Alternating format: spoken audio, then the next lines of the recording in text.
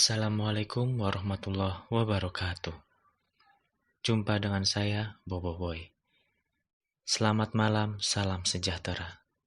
Malam hari ini, saya akan membacakan cerita mistis, cerita horor yang saya bacakan dari majalah misteri dengan judul Arisan Maut.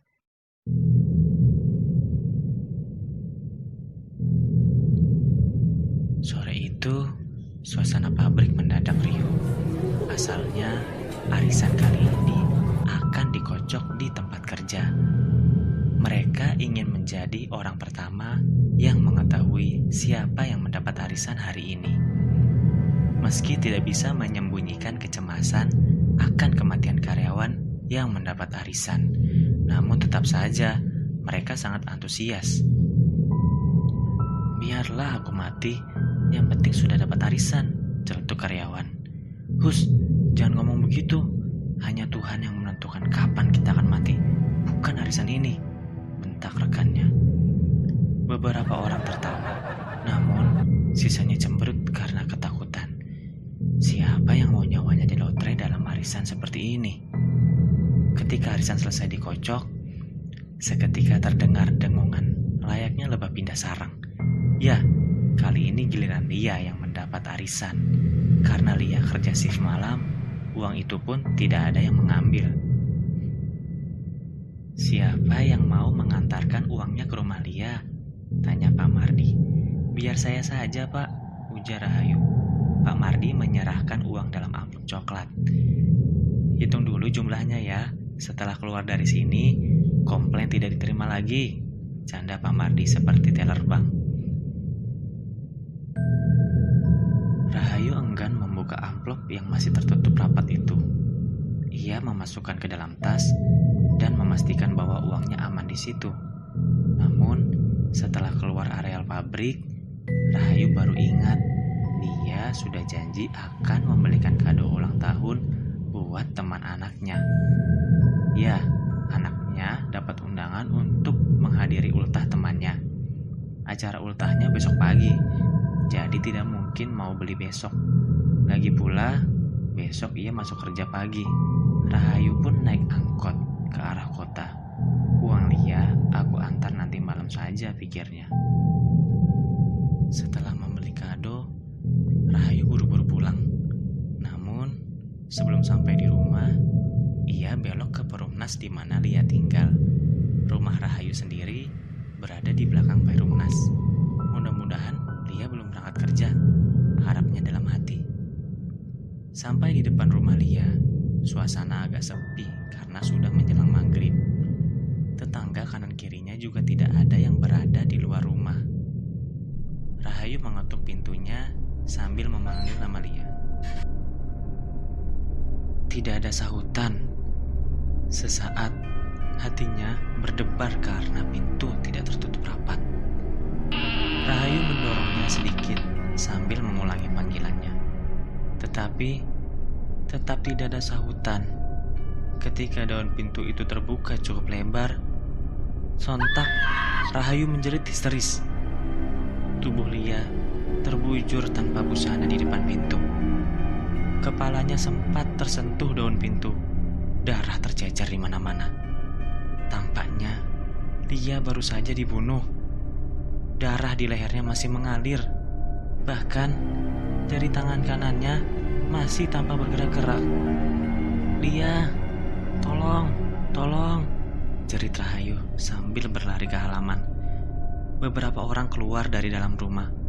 Mereka langsung berlari ke dalam rumah Lia. Namun, tidak ada yang berani memberikan pertolongan. Meski Lia masih sekarat, namun mereka yakin nyawa Lia tidak mungkin lagi bisa diselamatkan. Batang lehernya nyaris putus.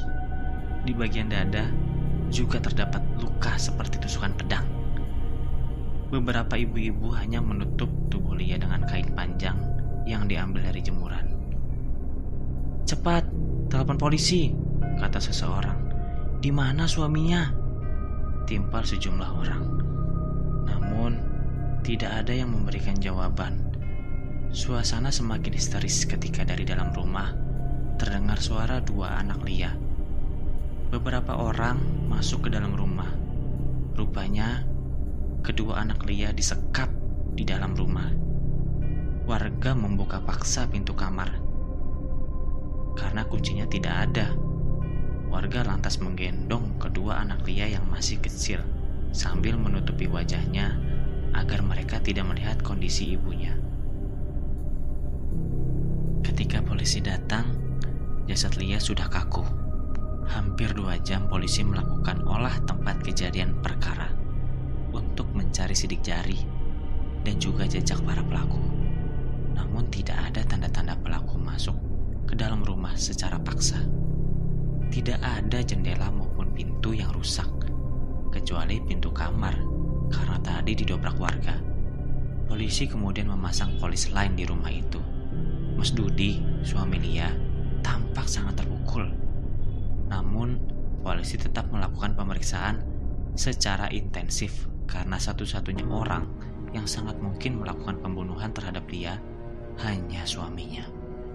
Kedua anak almarhumah sudah dibawa ke kampung oleh orang tua Lia. Sementara, diam-diam tetangga kanan kiri Lia mengungsi karena setiap malam mereka mendengar suara Lia yang sangat menyayat.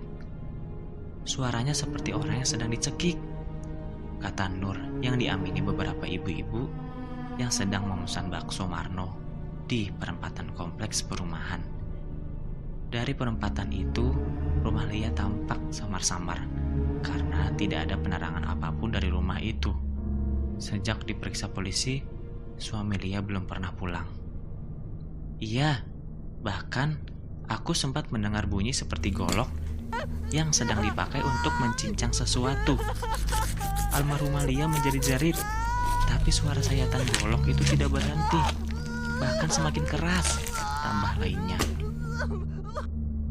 Mungkin hanya perasaan ibu-ibu saja, ujar Marno. Mas Marno tidak pernah ditakutin sih. Coba kalau dengar sendiri, merinding semua bulu kita, sergah Nur, diiringi cekikan ibu-ibu kompleks karena kata bulu diucapkan dengan aneh oleh Nur. Marno cuma angkat bahu.